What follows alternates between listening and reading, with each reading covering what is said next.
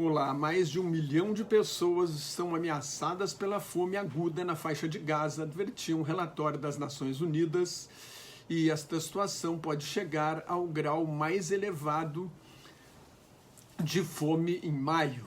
É a maior crise de segurança alimentar da história da ONU, uma crise causada pelo homem, alertou o secretário-geral Antônio Guterres.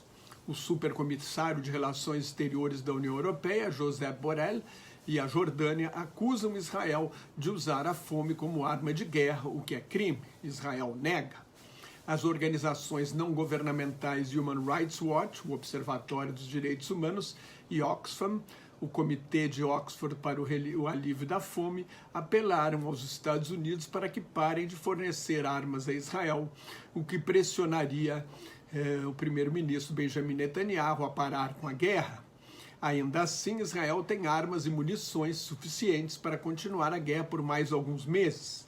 Desde 1960, os Estados Unidos deram mais de 120 bilhões de dólares, cerca de 600 bilhões de reais em ajuda militar a Israel. Os Estados Unidos confirmaram na segunda-feira a morte de Marwan Issa, subcomandante das Brigadas Al-Qassam, o braço armado do Hamas. Marwan Issa era considerado o número 3 na hierarquia do grupo terrorista Movimento de Resistência Islâmica e um dos organizadores do ataque de 7 de outubro, quando pelo menos 1.139 israelenses estrangeiros foram mortos e 257 sequestrados. E aí começou a guerra. Desde então, de acordo com o Ministério da Saúde do governo do Hamas em Gaza, pelo menos 31.819 palestinos foram mortos. Outros milhares estariam desaparecidos sob os escombros. Marwan Issa morreu num bombardeio aéreo israelense na semana passada contra uma base subterrânea na região central da faixa de Gaza, perto de Nuseirat, anunciou o assessor de segurança nacional da Casa Branca, Jake Sullivan. É o mais alto comandante militar do Hamas morto até agora nesta guerra. Sua morte é uma grande perda, mas deve ser assimilada pelo Hamas, que já perdeu inúmeros líderes mortos por Israel e manteve a capacidade operacional a ponto de lançar o ataque terrorista de 7 de outubro. Israel anunciou a morte de 20 milicianos palestinos em novo ataque ao hospital Al-Shifa, o maior de Gaza. Entre os mortos está Faid Makbush, o chefe de segurança do governo do Hamas em Gaza. O ataque começou às 2 da madrugada de segunda-feira, com tanques e retroescavadeiras. Israel alegou que o hospital funcionava como um quartel-general do Hamas na superfície, no norte de Gaza, já que o grupo tem esconderijos subterrâneos. Mais de 200 palestinos foram presos nesta ação. A esperança de um cessar-fogo para a troca de reféns israelenses por prisioneiros palestinos aumentou depois que o Hamas recuou da exigência de fim da guerra. De um cessar-fogo definitivo, uma delegação de Israel viajou domingo para Doha, no Catar, onde vive o líder político do Hamas, Ismail Haniyeh. Israel oferece uma trégua de 45 dias para libertar os reféns. O Hamas exige a libertação de 150 presos para cada mulher soldada do exército de Israel. O chefe do Mossad, o serviço de espionagem de Israel, David Barnea, voltou ao país. O Catar admitiu que as posições de negociação das duas partes ainda são distantes e advertiu que uma invasão terrestre de Rafah vai interromper as negociações. Os palestinos disseram que Israel ainda não respondeu à última proposta do Hamas. O Hamas esperava, aliás, uma nova onda de protestos, especialmente dos jovens, no mês sagrado do Ramadã, é o mês sagrado para os muçulmanos, que neste ano começou em 10 de março, e o Hamas não gostou da indicação de um novo primeiro-ministro da Autoridade Nacional Palestina sem ser consultado. Na rixa entre os grupos palestinos, a Fatah, o partido do presidente da Autoridade Nacional Palestina, Mahmoud Abbas, acusou o Hamas de por o que chamou de uma nova Nakba. A palavra significa catástrofe em árabe e é usada como os palestinos se referem à fundação de Israel em maio de 1948. Estaria em curso uma segunda Nakba por causa do ataque terrorista de 7 de outubro, em que a Fatah não foi consultada.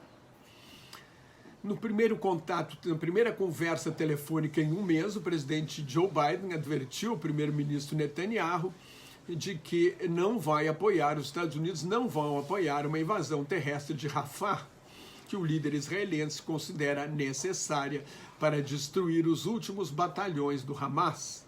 Aumenta, assim, a distância entre as posições do governo Biden e de Benjamin Netanyahu. Na semana passada, o líder da maioria democrata no Senado, senador Chuck Schumer, a maior autoridade judia dos Estados Unidos, pediu a queda de Netanyahu e a mudança de governo de Israel com novas eleições. Schumer mostrou o discurso a Biden.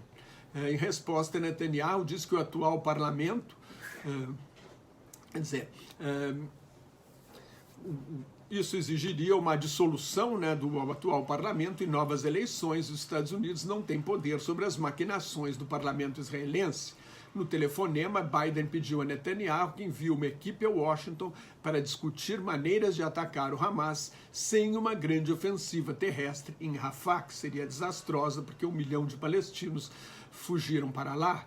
O primeiro-ministro respondeu que Israel não é uma república de bananas e quem escolhe seu governo é o povo israelense. Só 15% o apoiam hoje, por isso Netanyahu tem interesse em prolongar a guerra. Quando a guerra acabar, os comandantes militares, os altos comandantes e os chefes dos serviços secretos de Israel vão renunciar coletivamente para assumir a responsabilidade pelo fracasso ao não conseguir defender o país em 7 de outubro. Até agora, Netanyahu não assumiu a responsabilidade e, quando cair, terá de responder a 3 processos por fraude e corrupção que podem levá-lo para a cadeia.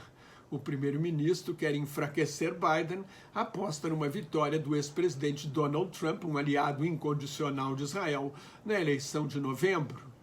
O partido Likud de Netanyahu também divulgou uma nota dizendo que o povo israelense apoia a guerra até a destruição total do Hamas e é contra a criação de um Estado Nacional Palestino, 2 objetivos políticos deste governo de Israel.